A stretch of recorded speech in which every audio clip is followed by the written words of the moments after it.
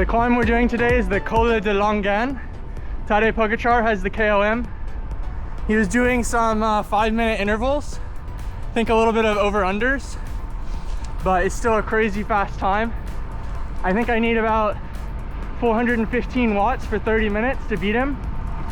So it's a tall order, but we'll see if we can make it happen. This is a classic Italian goat path climb. Super narrow, really bumpy. Looks like it was paved when Mussolini was in power. So definitely a bit sketchy with maybe some ice on it today. But I've done this one a few times before. Earlier this year, I was about 2.5 minutes off of Pogi's time. And in 2022, I was about a minute slower. So I think I can PR today and at least get pretty close to Pogačar. We had to deal with the lovely Italian traffic. Nothing like a Fiat Panda a couple centimeters from your shoulder to get you up in the morning. I love this view of the town as you come through here. It's up in the sun. We're down here freezing our asses off in the shade. But soon enough, we'll be in there. This is the start of the climb just here. I'm gonna go up a little bit on the warm-up just to check how icy it is. So I don't want to full send it into some of these hairpins if it's gonna be really slippery. So you can see down there, a lot of frost and ice on the road. So just gonna try to keep it safe. Pogi came up here in I think July, so probably didn't have quite the same problem. I just found a little bit of a sunny spot to stop and take some of my clothes off and get ready for the climb. Still need to do my warm-up, but gonna get the leg warmers off and get ready. But I'm gonna put the camera on the back of the bike now, so I'll see you on the effort. There is a little bit of ice in this hairpin. You can see right there. It's a little bit sparkly, but the sun is just coming over the side of this hill now, so hopefully it won't be too bad on the way up, but we can't really delay too much longer or else it'll be sunset by the time we get back to Nice. Paul just went up the road. He's gonna keep climbing and I'll see him at the top. All right. Warm-up's done. Time to drop down and do this thing. Stash my bottles and my jacket there. Here we go, Colle di Langan. It's 31 minutes 02 for Pogačar for the KOM. It's a little over 10K, 7.5%, up to about 1,100 meters. I'm sure Pogi doesn't do it often, but it's definitely a bit of a fun adventure from Monaco where he's based. We actually took the train out, as you saw in the intro. Normally I would ride out here, and I have every other time I've done it, but I figured it was a little bit of a marginal gain to save the extra hour of riding and take the train to Ventimiglia. It does take about the same amount of time on the train as the bike, so I don't know, maybe it wasn't worth it in the end. We'll see. You saw some of the frost on the clips as we were coming up, but with that little bit of delay, it was pretty much in the sun for a good portion of it and no real bad icy spots, so that was fortunate. But you can see those beautiful mountains back in the background. I think that's actually the border with France there. I think that's near Colle di Langan. This is the end of November, so that's why we have these fall colors and some cold weather.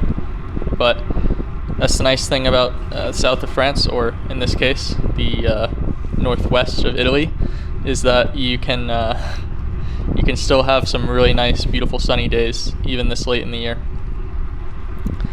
This climb is pretty consistent for the most part. I think it's like a 7% grade. There's just one little downhill section and flat, like probably 3/4 of the way in. But when Pogačar did it, he was not riding consistently. He was doing some, it looks like 5-minute efforts, and then he like backed off for 10 minutes in between them. And then after the second 5-minute effort, he backed off a little bit and then ramped it back up again, I guess after he recovered. I have no idea what kind of interval he was doing. In the pictures on his Strava post, he's with Michael Matthews and a guy on a a moped or a scooter. So I don't know if he was behind the scooter on this climb or what, but he is definitely behind the scooter in the valley because he was doing some crazy flat speed. And he does quite a bit of motor pacing, and obviously it's not really supposed to be on Strava if he's motor pacing, but I'm happy it is because it means I get to go against him. At this point I'm 12 minutes in, averaging 418 watts, and we're about 27 seconds up on Pogi after his first 5-minute effort. You can see this car here, it's a little bit tight. I mean, this isn't exactly a big road. You'll see me riding pretty much in the middle of the road for most of this effort. So I'm just trying to dodge the roughness. There's a guy leaf blowing here. I have no idea why. We're in the middle of nowhere. Like, I can't imagine why that needs to be blown, but I guess that's what he wants to do with his Saturday. And this is what I want to do with my Saturday, which, I mean, you could say is maybe a bit crazier. I love these shots through the tree here with the sun. Super nice. It was a little bit hard to see because the sun is so low this time of year that you come out of some really dark shadows and that high contrast.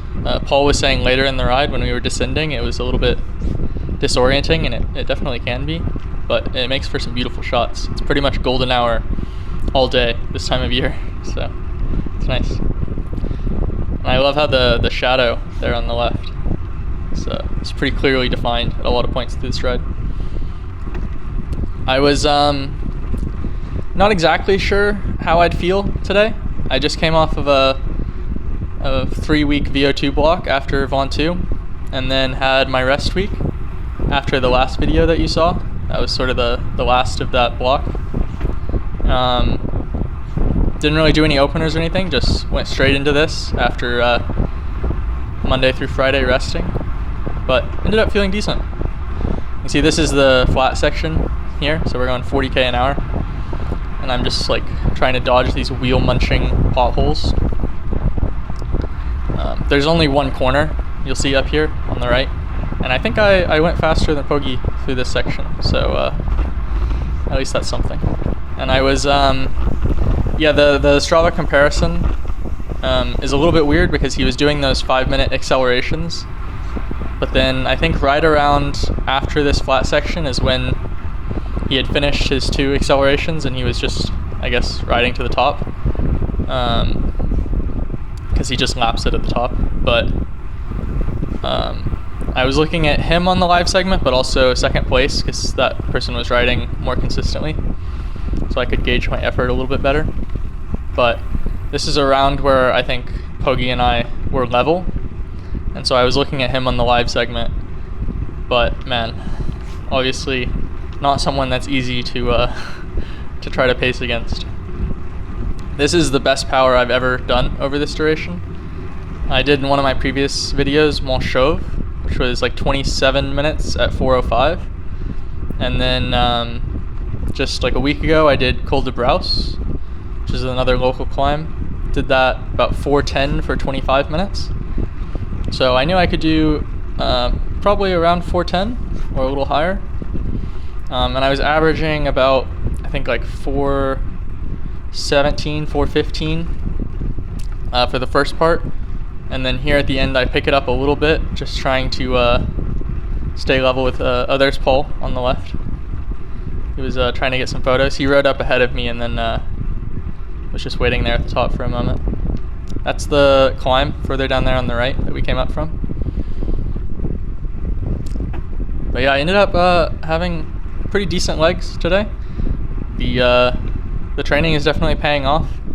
These are the best numbers I've ever seen for these kind of durations, but obviously it's still it takes a lot to beat Pogačar, even doing some random intervals. Obviously if he rode this full gas bottom to top, I wouldn't even be able to touch it, so yeah, I gotta search for these segments where he's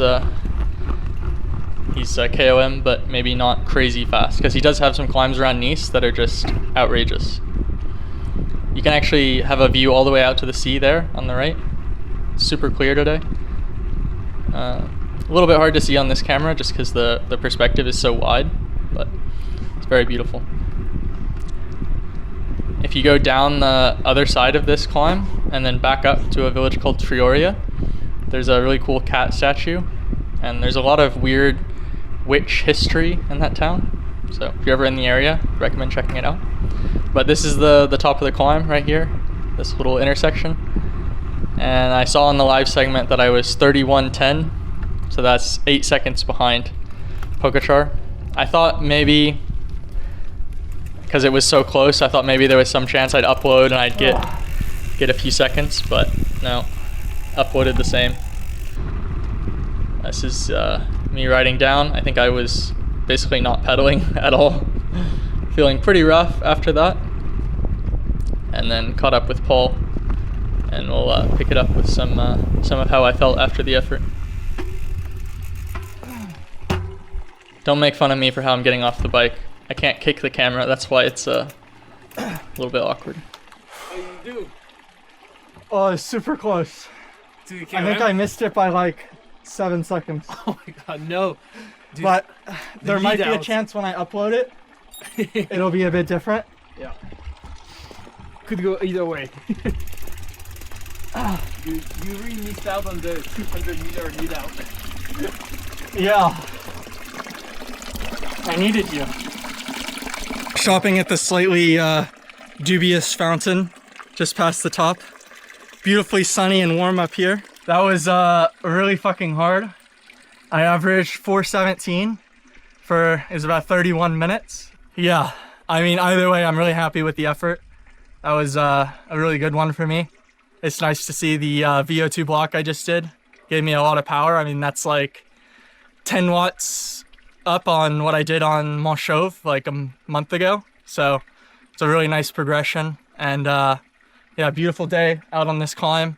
Yeah, now we got to get back to Nice. It's going to be like 4 hours of riding. So let's get going. Thanks to Paul for filming. Alright.